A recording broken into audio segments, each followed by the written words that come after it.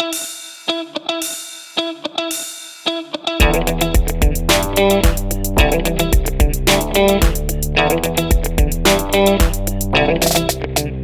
Conversation.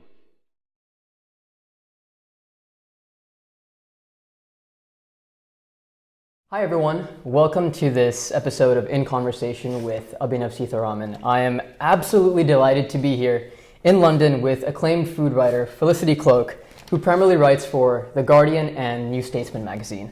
She's known to so many for her How to Make columns, which have appeared in The Guardian since 2010, where she attempts to basically make the best possible version of a given dish. And she's also the author of 5 books till date, with a 6th one releasing this week, and it will primarily be a travel vlog. So with that being said, let's get straight into it. Thank you so much for joining the show, Felicity. My absolute pleasure.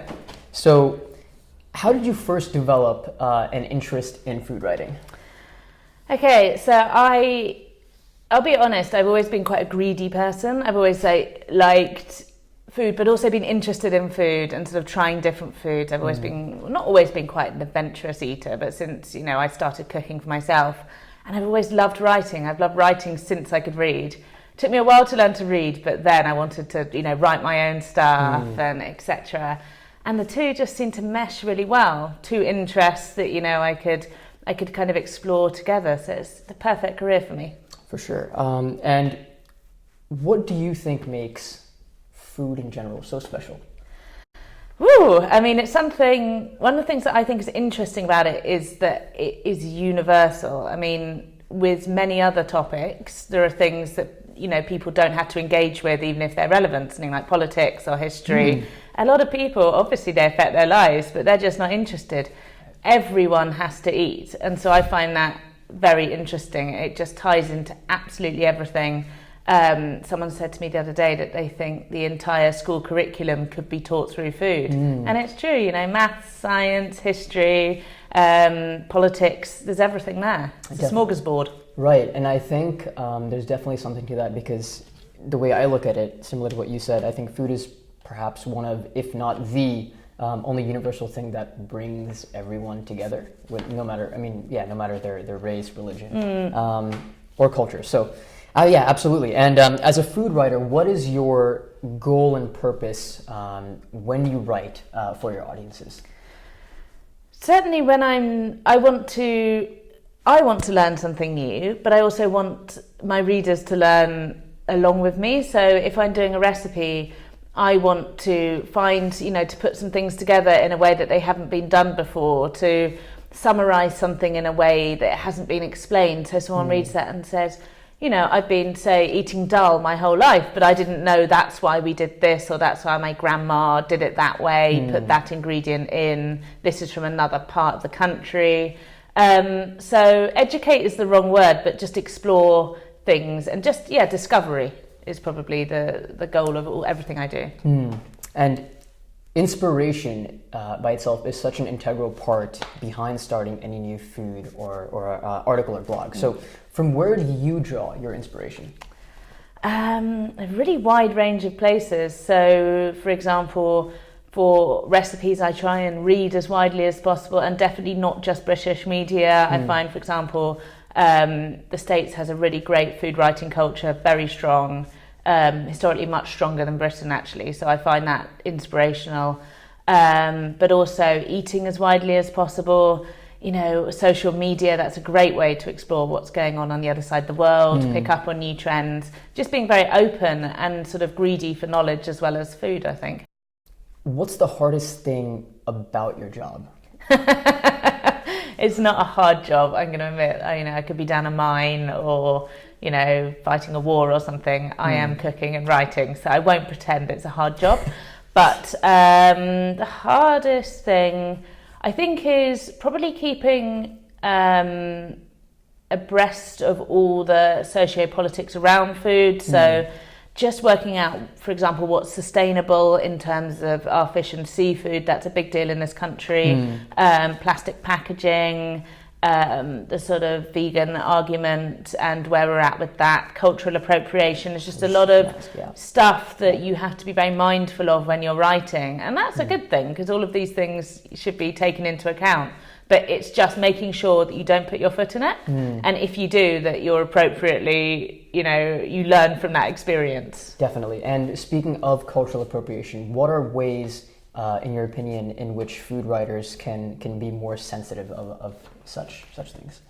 For a start, acknowledging that it exists and it's problematic, because I think for a while some people sort of fought back and they felt personally attacked, and in general it wasn't people personally attacking them, it was the system, the history, the culture.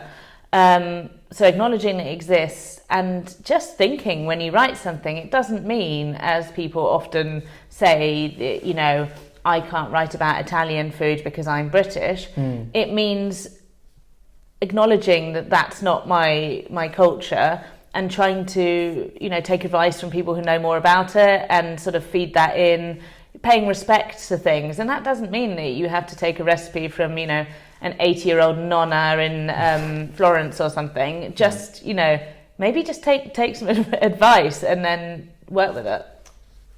Do you ever experience writer's block? And if so, how do you overcome it? Yes, especially with the latest book, because it's a travelogue. So it's a lot more writing than I've done for cookbooks. It wasn't blocked, but I found it very hard to keep the momentum going. I'm naturally, I've got quite a short attention span. And so sitting down and knowing that I had to write, 250 pages, that was quite a big deal. But I find in general the way to overcome it is actually to stop writing, to go for a walk, go for a run. I find exercise, obviously in food writing you have to eat a lot, so exercise is a part of the job, I would say. Just do something to clear my head. And I quite often, it's odd when I'm not thinking about writing, quite often an idea of a way to start gets into my head, and then I'm away. But yes, staring at that blank page is not helpful. Not how, okay. Food is really a celebration, right? And I think many would say that one can discover a lot about a neighborhood or a particular city through what the people eat and where they go to dine regularly. So whenever you visit a new place, what are some of the first things you do to best immerse yourself in that culinary or gastronomic environment? I mean, it's the idea, you just made me think about the idea of going somewhere new and discovering it, which is exciting. I would generally start before I went and ask. I mean, social media is incredible for that. Obviously, I'll do a search online as well to see if anyone's written about it. But, ask Twitter where's good to, say, get a croissant in Marseille, and you will come back, probably 25 recommendations really quickly, which is great. So I do that. I also try and ask, the people I'm staying with, whether that's just a hotel concierge or even someone in the street, like grannies, stuff like croissants. Grannies are a good source. Absolutely. Guides, just, again, as with the writing, just ask as widely as possible and get a sense. Taxi drivers as well, actually, they're a good source. Wow, yeah, I never thought of that. So if you find a nice one, then they're good. Okay, great. So I want to sort of move on to not so well-known food cuisines. So there are world cuisines such as Mongolian, Afghani, Tibetan, food that are also steeped in culture and history, right? But are not necessarily that well-known as many other cuisines that we have today. So how best can these cuisines get their fair share of representation and appreciation globally? It's a hard question because, as you say, there are a lot of cuisines that deserve to be celebrated, and instead, I mean, I can only talk about the British market, but we keep on going back to the same things. And we've always been culinary magpies, in part because our traditional cuisine is quite boring. It's got its moments. I love it, but it is, if you only ate traditional old school British food all year round, it would be a sad time for you. So we've got a long history of appropriating other people's food. But in a sense, it's very easy, to get Indian, Thai, food here. Not easy to get Vietnamese outside London, which is interesting, and I think possibly not the case in the US. And it's just a matter of them getting traction. So, no one had any thoughts for Eastern European cooking here, even though we've got a big Eastern European population. Yeah. And then there's a friend of mine called Olia Hercules, who has published a couple of cookbooks on Georgian cooking and Ukrainian cooking. And she did such a great job on selling it and showing that it wasn't all very heavy, carby, starchy, cold weather food. People realised what a vibrant cuisine it was. So it's finding the right person to tap into that, and that will probably be someone like Olia, who has grown up with that cooking and knows it inside out. And I think that would be lovely if someone could do that for Tibetan cooking and Afghani cooking, and there's more the merrier when it comes to food. But it is finding the right salesperson for it, I think. So you mentioned British food and British cuisine, so I want to ask you this. Let me flip it and ask you, what are the best aspects of British cuisine, in your opinion? I think one of the best aspects is the way that we absorb other influences, you could say, appropriate. I spent a lot of time in France last year writing this last book, and I love French cooking, but it's very conservative. It's very slow to change. You will not find much spicy food, much except for in the south, many strong flavours. And after 6 weeks, I was craving, some hot sauce, or, my diet is incredibly varied. And I don't think that's unusual, certainly amongst people of my generation and a bit older, and a lot, anyone younger. It's not unusual to have that very varied diet. It's not because I write about food. So that's, I think, its strongest point. Also, we're good at, we've long, for centuries, been very good at ingredients. So even though our cooking is quite plain, that means you can't get away with, poor quality meat or vegetables. Right. So it is plain, but done well. It's, it is my comfort food. If I, I'm feeling a bit homesick or something, A, I want a cup of tea. B, I probably want some sort of, spice, an Indian takeaway. But C, a big bowl of mashed potato with butter is honestly, with some cabbage, is just, it's boring. Yeah. But actually, it's incredibly comforting, and if you appreciate that, then I think that's sort of the essence of British food: plain but done well. So, in that way, would you say that British food is similar or draws parallels to French cuisine in that they value sort of the source of the ingredients and the actual sort of vegetables and meat themselves, rather than just adding these accessory spices? Yeah, I think historically that was the case, and then we had a very early industrial revolution compared to the rest of Europe. So our cuisine our food system became industrialized quickly, and that meant that people started to value, they lost their connection with the land. In many ways, it brought many great things, but it means that we've had to work harder to get that back. Now we've achieved a level of affluence, which means that we can value those things again. So it's stronger, certainly in France. But, people here still care about, if you get roast beef, they still care about the quality of the beef, and you've got to have your, 10 vegetables around there, etc. I think that is a strong. We don't have that many. We're quite a northern place. We get a lot of rain. We don't have that many great sort of fruit and veg, but we do good meat, and we do really great potatoes. Yeah, I could definitely attest to that. And for all our young viewers in the audience, what advice would you give to them and to youth in general looking to pursue careers as food writers? Be curious is, I think, the first thing. Set aside prejudices that you have. It doesn't matter whether, you're vegan or you're an omnivore. Just try things within your particular diet that you might not initially be attracted to. Just see, give them a try. You just have to have one taste. If you're not into them, then that's okay. But being curious, and also being curious about, say, cuisines that you don't know anything about, just talking to people, finding that story, and just being prepared to work hard, because it's not, I say work hard at work that isn't hard work. So, to put the effort in, and it's the most fascinating, endless subject to write about, and I think I'd recommend it to anyone as a subject. So, exploration, experimentation, and hard work. Yes. Pay heed to that, kids. So, how can we get kids interested in eating healthy early on? And appreciate world cuisines from a young age? Again, I think that's exposure. So I say, you only, as an adult, have to try something once.